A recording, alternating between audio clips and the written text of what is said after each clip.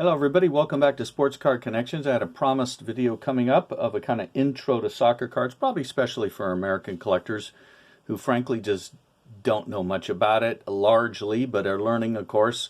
The internet makes things available internationally. And we're going to talk about a set that's readily available from an American producer actually that got contracts to do things all over the place. And these cards are easily to get, so it's a good way to start. I know most of the videos out there on soccer, it tends to be all about who's the guy you can invest in, and did you get a one of one and a shiny autograph, and they're screaming and yelling about that. See, those kind of channels. This is not that kind of channel. This is a channel for people that want to chronicle the history of sports. They like to learn about the players, learn about the teams, sets worldwide, things like that. And you're going to collect sets. You're not looking for flipping cards at the latest card show and doing videos how you made a $50,000 trade at the last show. I saw a couple of those recently. Anyways, that's if that's your thing, you're probably not going to be interested. If you're interested in learning about sports and cards, then hopefully this can be helpful. We're going to start with Pro Set. And Pro Set, most of you know, for American football, American collectors. We're going to do a brief overview of Pro Set. And their rise and disintegration was really surprising. In 1988, they did not exist. In 1994, they were bankrupt and out of business.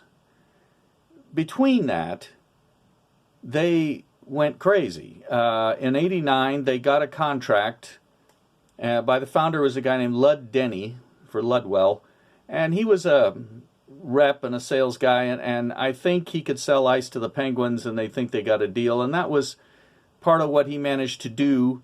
He got the NFL to give them a license and become the official card of the NFL, the first card maker to kind of be officially connected to a league. So in 1989, they did the NFL. After the year, he decided he didn't want to outsource the printing anymore. So they went from a few people and one set in their first year. They got a 40,000 plus square foot facility in Dallas, Texas, their own printing equipment, and 225 employees. And if you see the problem already beginning, you're right with me. Too much, too fast. As the Beatles song, "It's All Too Much," talked about, that was Pro Set. And they then, in 1990, just started increasing their output. They had 4 major sets, and one of them was English soccer. They got an agreement with the English Football Association. They also started in with the National Hockey League and with the Professional Golfer Association, with the PGA. In 91 and 92 is where they just lost their mind and went whole hog. I mean, they did sets for the NFL, the NHL, drag racing, NASCAR, Scottish soccer, English soccer, and then they started in with the non-sports, rock stars, pop stars, rap stars, Guinness Book of World Records, Disney films, TV shows.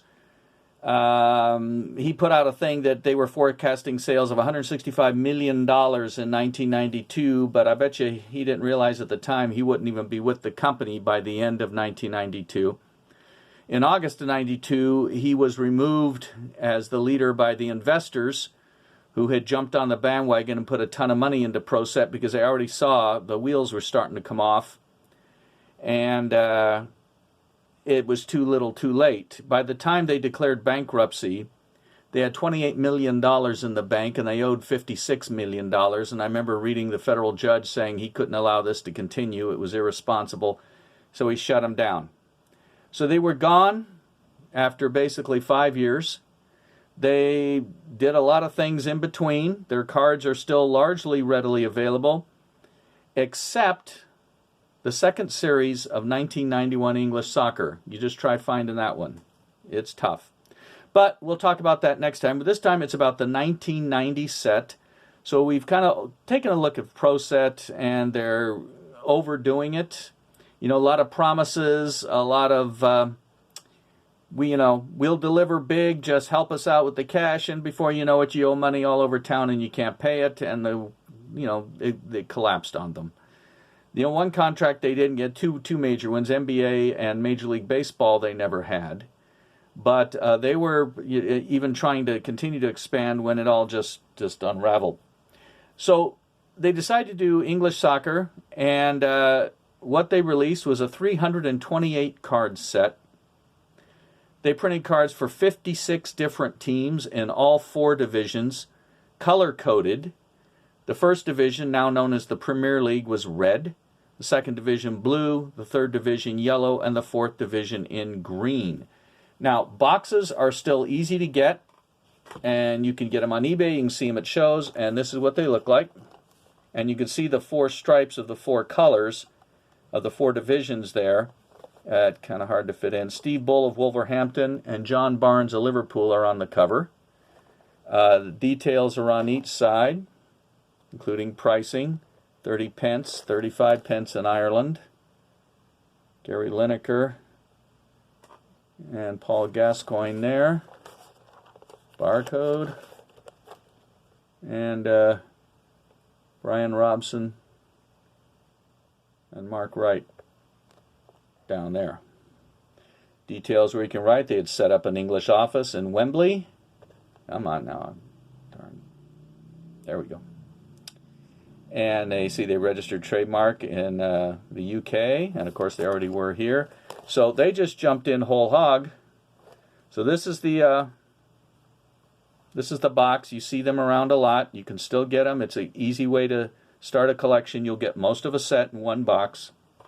The wrapper was plastic. And this is the wrapper, featuring Anders Limpar of Arsenal on the front. We can get it. There we go. Again, the price on there. So that's what they came up with. The set had a lot of errors and mistakes in the first print run, so there are some variations, some little mistakes, a couple not corrected mistakes, 2 misspellings, stuff I don't really get into. Guys who get into minute variations, I understand some people like that. It doesn't do much for me. So the way the format was, the cards were largely laid out numerically by team and then alphabetical. So the first division starts with Arsenal in A, and then there's the second division, third, and the fourth. These are just a few cards there. We'll look at some highlights. So essentially what they did, the first division had 20 teams, and there's 11 to 15 cards each. Second division, they printed cards for 23 teams, 1 to 5 cards per team. The third division, only 9 teams with 1 to 2 cards, and the fourth division, only 4 teams with 1 to 2 cards per. So usually for the lower divisions, they tried to print prominent players or else up-and-coming young guys, prominent guys who are now maybe toward the end of their career and they're playing on a lower division team. So we're going to take a look at some highlights just to get you a feel for the set. We'll start off with the number 1 card, David Seaman, Arsenal's great goalie. Usually the team will start off with the goalie first. There's a lot of biographical information on the back. And you can really learn a lot about the players, where they were born, date of birth, and about their career. Usually it will follow who they first signed with and how they made their way to the team they currently are with. Different transactions, so you can kind of get a feel for where they've played around the world. So Seaman starts it off. Alan Smith of Arsenal. He scored the winning goal when Arsenal won the Cup Winners' Cup. I think it was over Parma of Italy, 1993 or 4. Card number 13.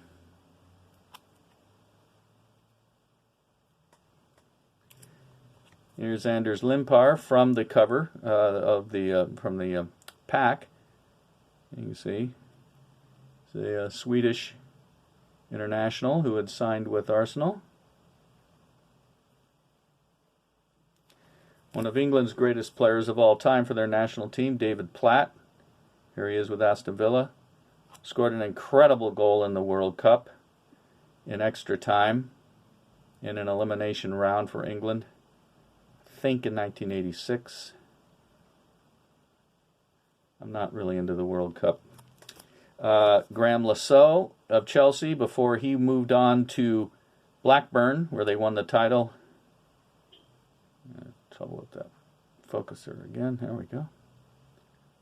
There is a variation to Lasso where they misspelled his name on the front. My cards are the second printing or later because I don't have the errors, which makes me happy. I don't like errors. For those that do, I don't like them. So that's great. Ian Wright, Crystal Palace, just before he would go to Arsenal the next year. Now, of course, he's a well-known commentator. One of these days, I got to get something that knows how to focus. Anyways, there's Ian Wright. Of course, a couple of his sons have played, I know, in Major League Soccer. Here's Peter Shilton, all-time great goalie, played like 26, 27 years, something like that. This is toward the end of his career with Derby County, with the Rams. They would actually be relegated to the second division after, this season. Another thing with American sports we simply do not do that's different with worldwide soccer, where you have X amount of teams in your league, then they will divide them into so many divisions, and if you want to go higher, you win. You don't win, you get dropped. So you move up and down. The league, so the divisions will not have the same lineup any 2 consecutive years, because every year, for example, in England, 3 teams in the Premier League at the top will be relegated, and 3 teams from the second division that finish on top will come up. And then further down to the second to the third, third to the fourth. And if you finish at the bottom of the fourth, you can actually be bounced out of the league down into what's called the conference.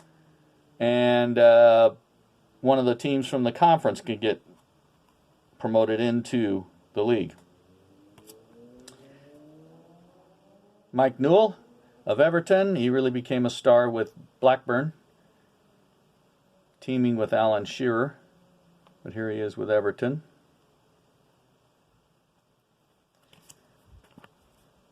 Here's a great player, Gary Speed. Was all over the news a few years ago when he committed suicide. He was the manager of Wales national team at the time. Never heard much of an explanation of what was bothering him. I don't know that anybody knows.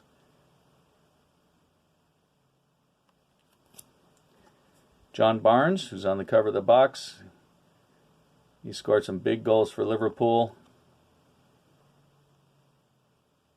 Was a big star player of the day. Another big scorer for Liverpool at the time, Ian Rush.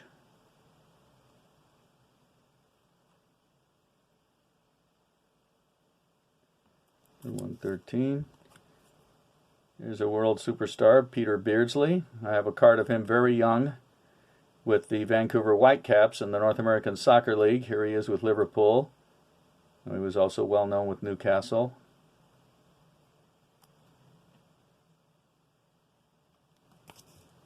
Brian Robson, captain of Manchester United, nicknamed Captain Fantastic. Great player with England and Manchester United for many years. Tim Sherwood, a really good player with Norwich. And his card on the first print run is an error because it shows Paul Blades, his teammate. So this is the correct card. This is Tim Sherwood. He's tall and lanky. You can always recognize him. This is Paul Blades, who they accidentally put on his card in the first print run. This is Paul Blades' own card, obviously. So yeah, Sherwood's the picture error. Rule Fox, well, man, was he fast. Great scorer, Norwich and Newcastle.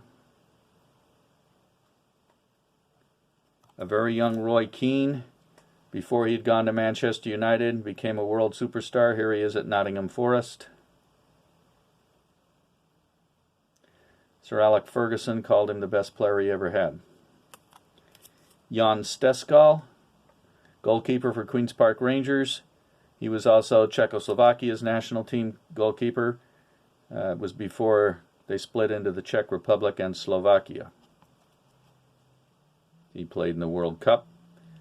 Ray Wilkins, longtime player for England, star player. Here he is with Queen's Park Rangers later in his career.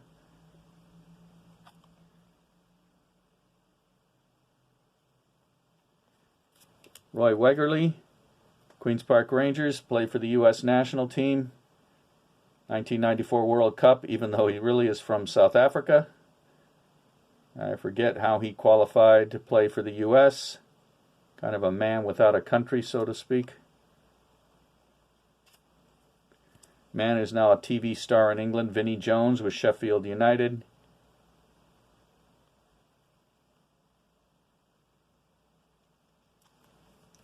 Tim Flowers, goalie for Southampton, just before, well, a year or so, maybe 2 years before he would move to Blackburn and be the goalkeeper for their championship team. I have a tape of a game when he was with Blackburn playing back against Southampton where he almost knocked himself out of the game, ran right into the goalpost, chasing a ball. He was laying flat on the ground and got up and shook it off. Longtime star Jimmy Case with Liverpool, won multiple championships with them. Here he is with Southampton later in his career. Maybe Southampton's greatest player, Matthew Letitia, was unbelievable at taking penalties. I think he was like 35 out of 36 or something like that for his career.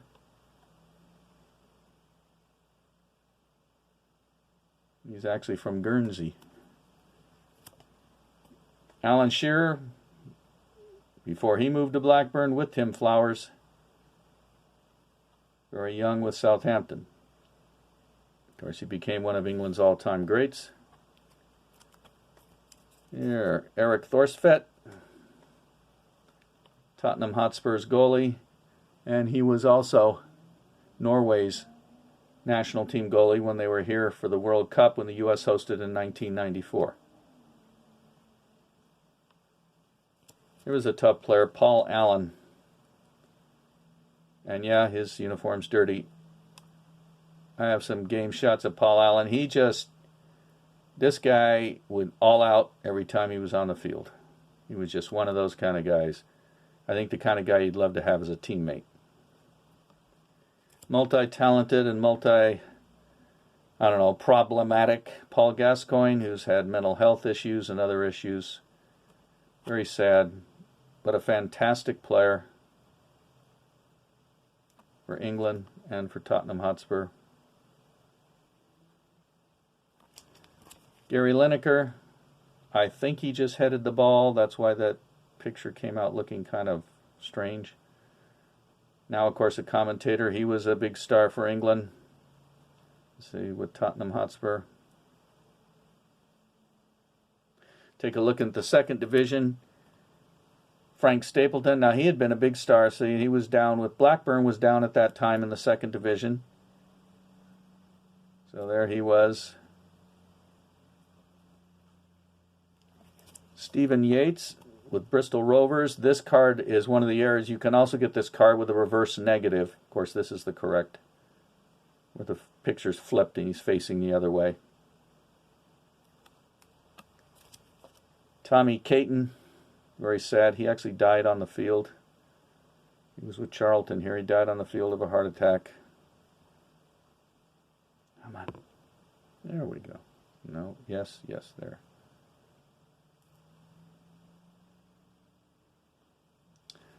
Teddy Sheringham, big scorer. With Millwall here. He claims he makes his living, as last I heard, as a professional gambler now. The great Trevor Francis, here he is with, whoa! Come out of there, Steve Bull. With Sheffield Wednesday. He just died a week or two ago. Great star of the 70s. And into the 80s. This was at the tail end of his career. And Steve Bull, who's on the box cover with Wolverhampton. He had scored a ton of goals with them. David Kerslake of Swindon. This is correct. There is also a version of this card where it has the green stripe, but Swindon was in the second division, not the fourth. So there's two versions. One's an error. This is the correct. Same thing here with Brett Angel of Southend United. They were in the 3rd division, but there's a green stripe 4th division version, which is incorrect. This is the right one. And finally, Dion Dublin, when he was just starting out in the 3rd division with Cambridge. Of course, he became a big star in the Premier League later, but this is when he was a very young guy, just 21 years old, with Cambridge. So that's a quick overview of Pro Set. These cards you can get at most card shows. You can just look on eBay. Not expensive, and a good way to start with soccer that doesn't require a big monetary investment, and you're going to start learning about teams and players. And for 30-year-old cards, they're pretty affordable. So next time, we'll take a look at the 3 issues of 1991 that closed it out for soccer with Pro Set as they started to go downhill financially. And we'll see you then. Thanks for watching. Bye.